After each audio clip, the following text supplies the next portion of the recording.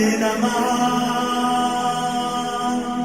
हरे हराये नमः। हरे कृष्णा। आज हम भगवत गीता अध्याय 6 श्लोक नंबर 30 सीखेंगे। चलिए शुरू करते हैं। यो मां पश्यति सर्वत्र सर्वं च मयि पश्यति तस्याहं न प्रणश्यामि स च मे न प्रणश्यति।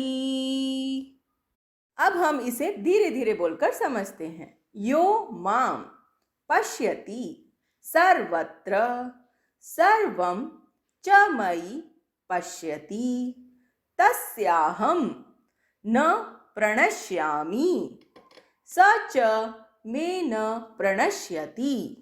अब हम इसे फिर से गाते हैं। यो मां पश्यति सर्वत्र सर्वं च मयि पश्यति तस्याहं न प्रणश्यामि स च मे न प्रणश्यति।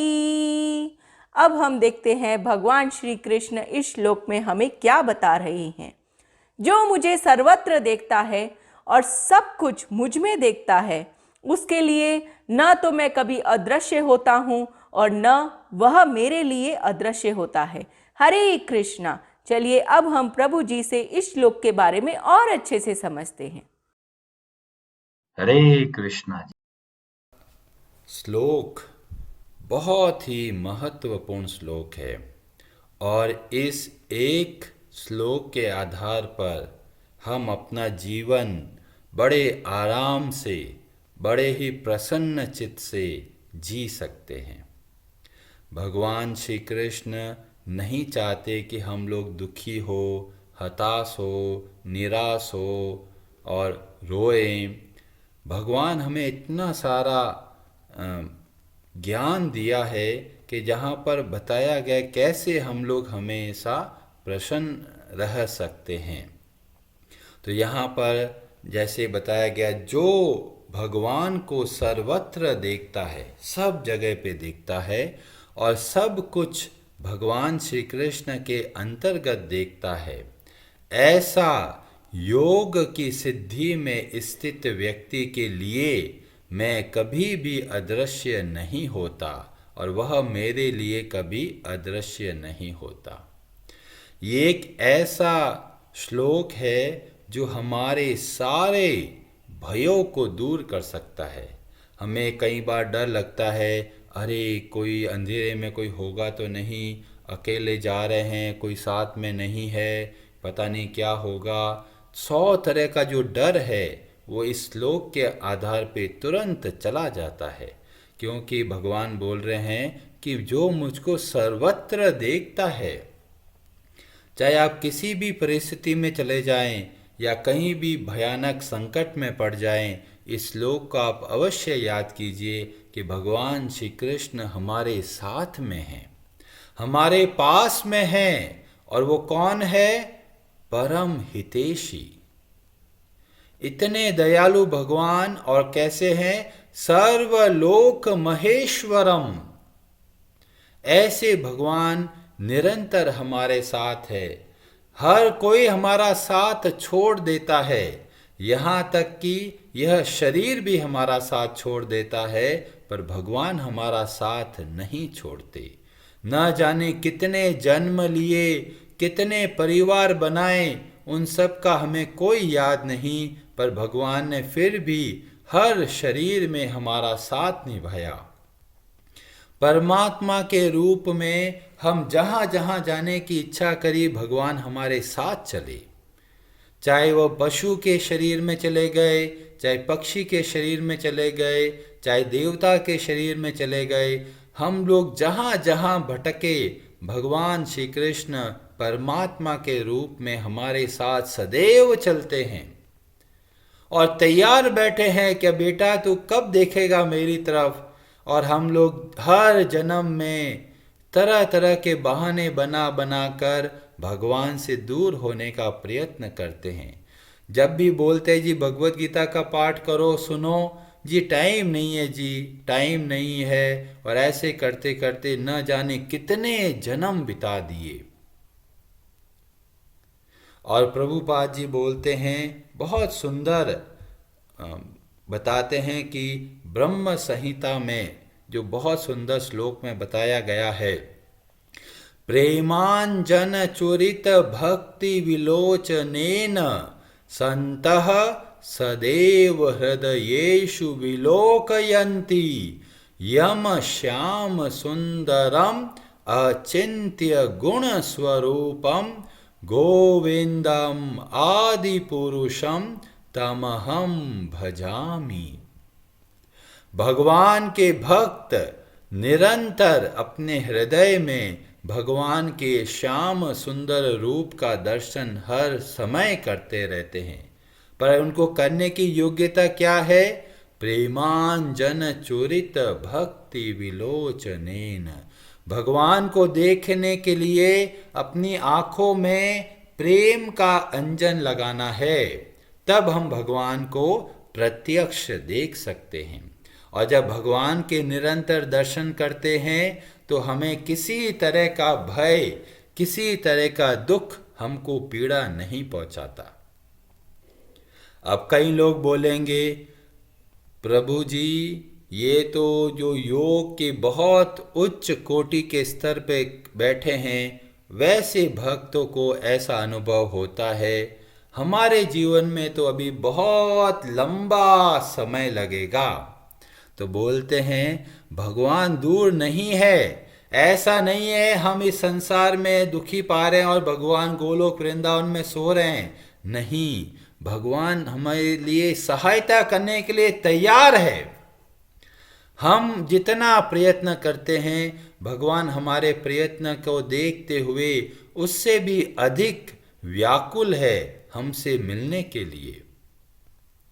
तो हमें क्या करना है? हमें जब भी मन घबरा जाए, व्याकुल हो जाए, परिस्थितियां विपरीत हो, आंखें बंद करके भगवान श्री कृष्ण का बहुत ही सुंदर जो मुखमंडल है उसका आप ध्यान कीजिए।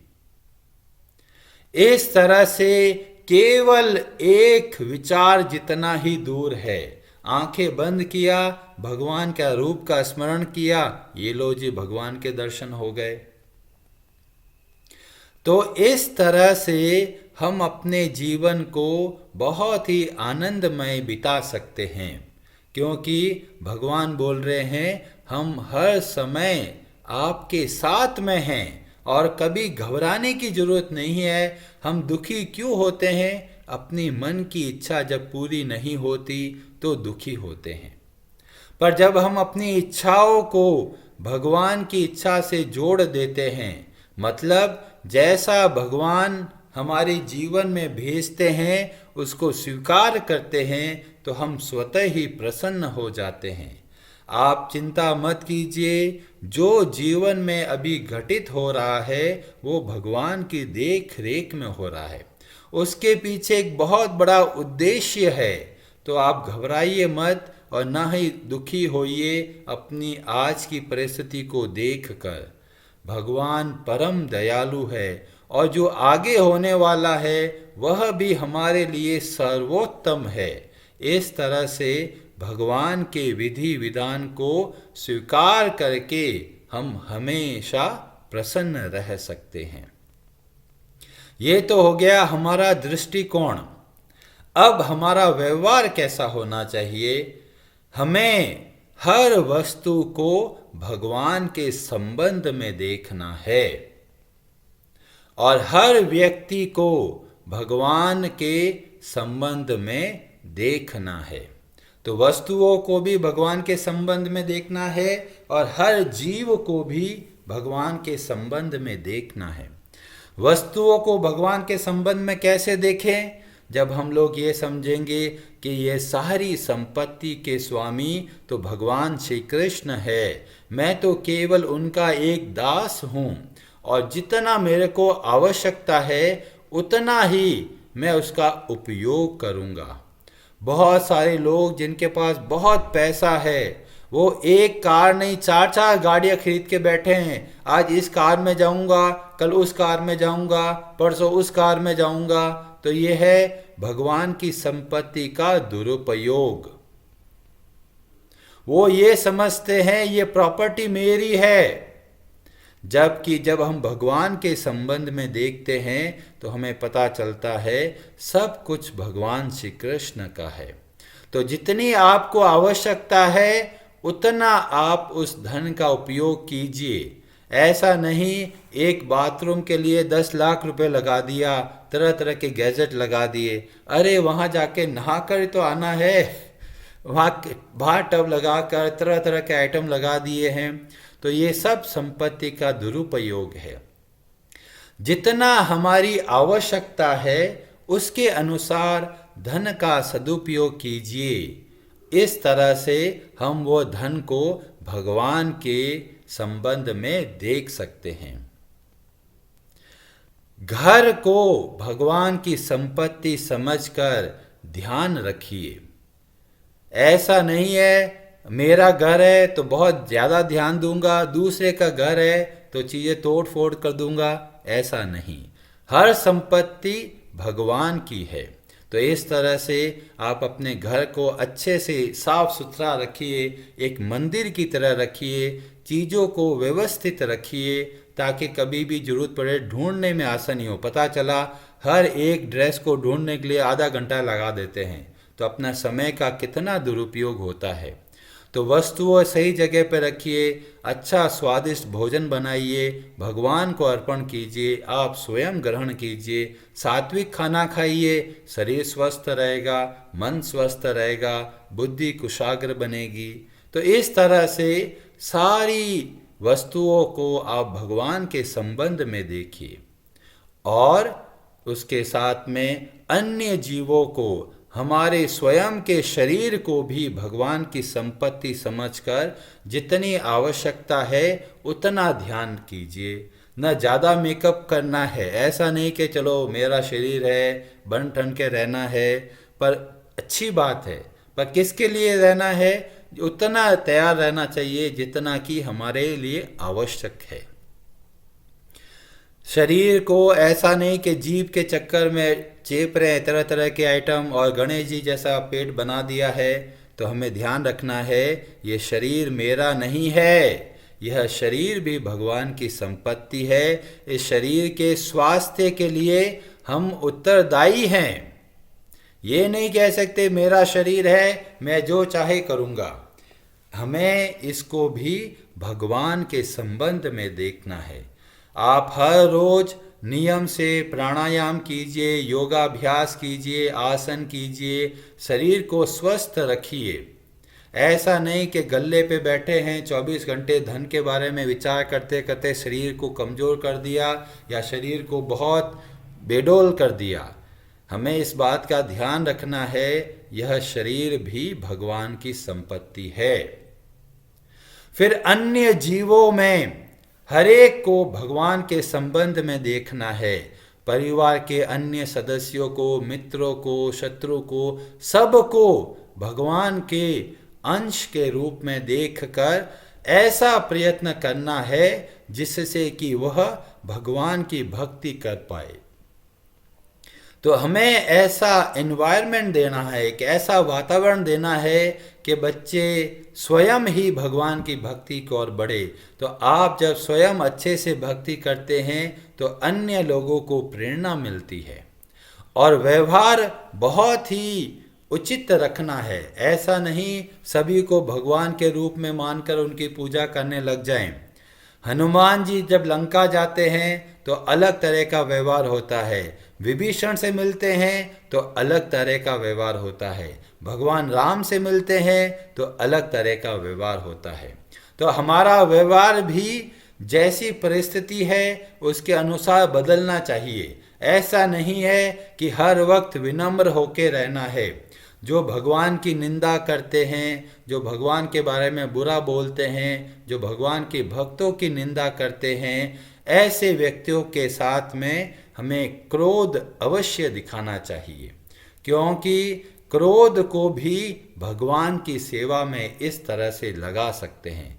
तो हमारा व्यवहार बदलना चाहिए परिस्थिति के अनुसार, पर दृष्टि में हम समदृष्टि हैं। क्या देखते हैं कि ये सब भगवान के अंश है, किस तरह से मैं इनको भगवान की सेवा में लगाऊं।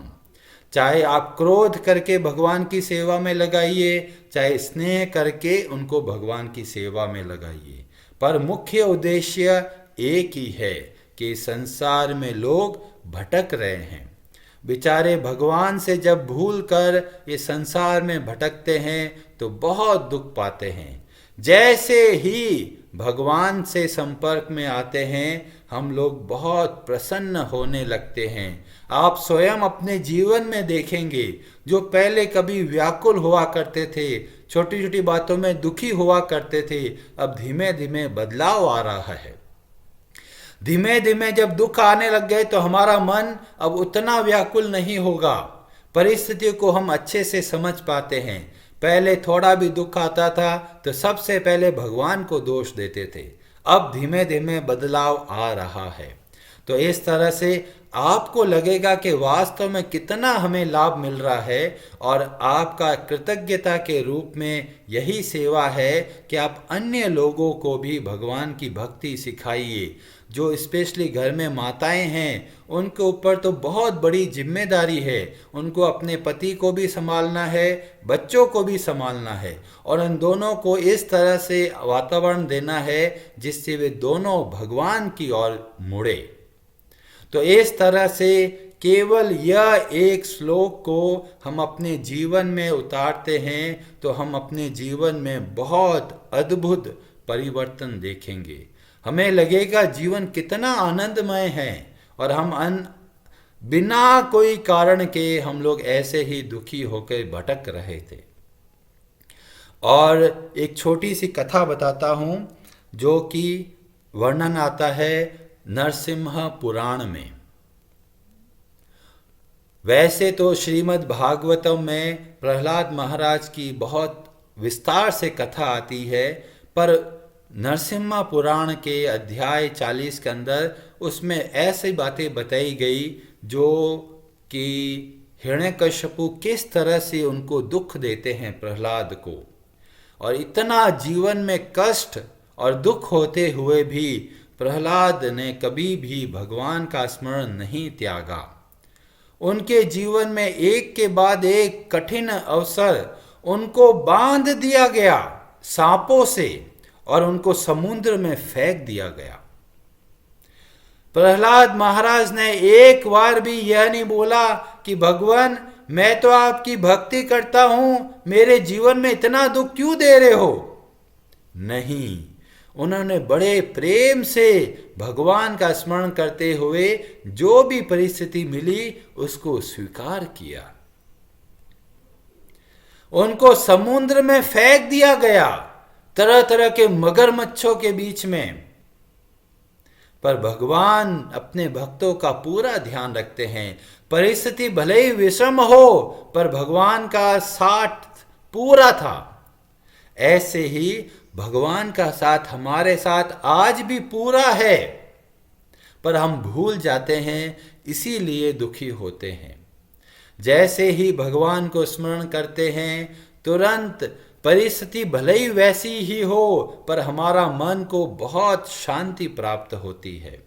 तो आप कोई भी विपत्ति आ जाए तो भगवान को दोष मत दीजिए, भगवान के विधान को दोष मत दीजिए, उसको बस स्वीकार कीजिए कि ये मेरे प्रभु, ये मेरे भगवान का दिया हुआ अनुपम उपहार है जो इस दुख के रूप में आया है, और मुझे भगवान का आशीर्वाद समझ के उसको स्वीकार करना है, सहन करना है। इस तरह से जीवन के कितना भी भयंकर परिस्थिति में भी आप सदैव प्रसन्न रह सकते हैं। हरे कृष्णा जी, आप सबका बहुत बहुत धन्यवाद। हरे हराये नमः।